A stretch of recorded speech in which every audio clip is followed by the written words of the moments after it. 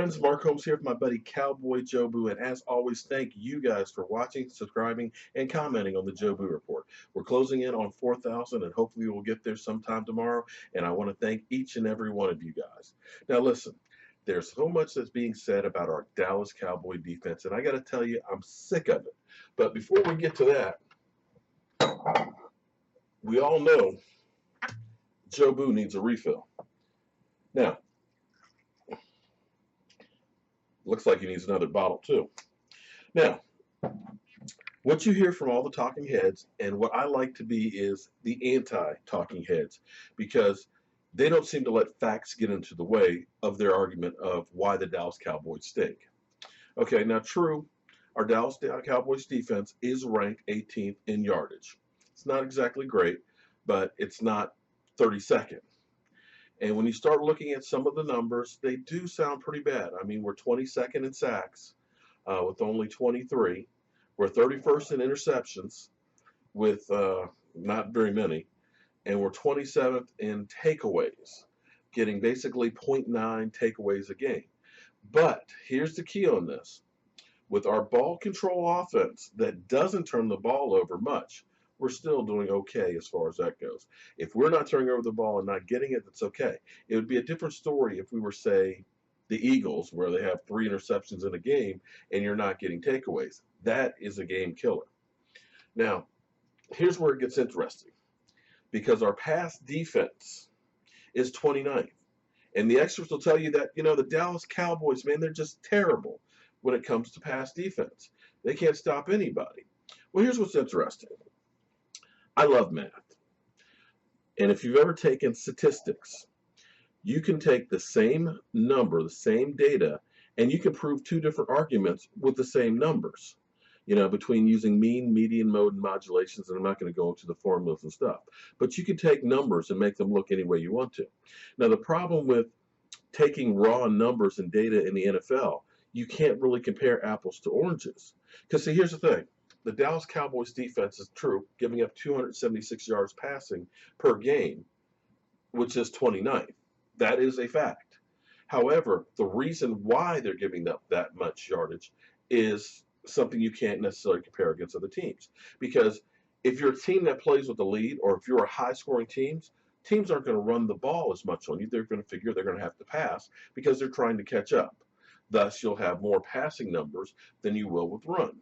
And see, the Dallas Cowboys are, believe it or not, are second in the NFL in stopping the run, giving up only 82.2 yards. Because again, teams are having to pass more to try and catch up to the Dallas Cowboys offense.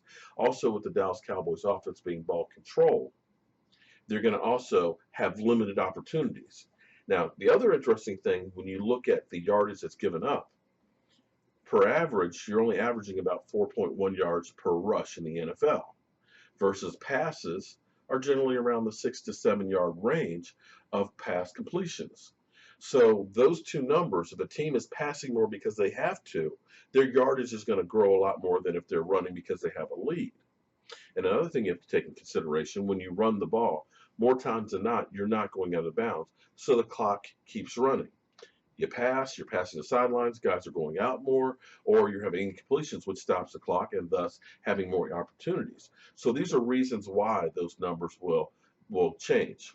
Now, again, you're probably saying, big deal. We're still, you know, 18th in total defense. Yeah, but here's what's interesting. When you listen to the guys on ESPN and Stephen A. Smith, or on Fox with Shannon Sharp, you know, my Mr. Ed, as I like to call him. And you young people probably won't get the Mr. Ed reference, but just look it up. You'll get a good laugh out of it.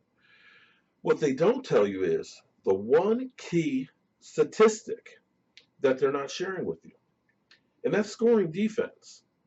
That is, how many points did you give up?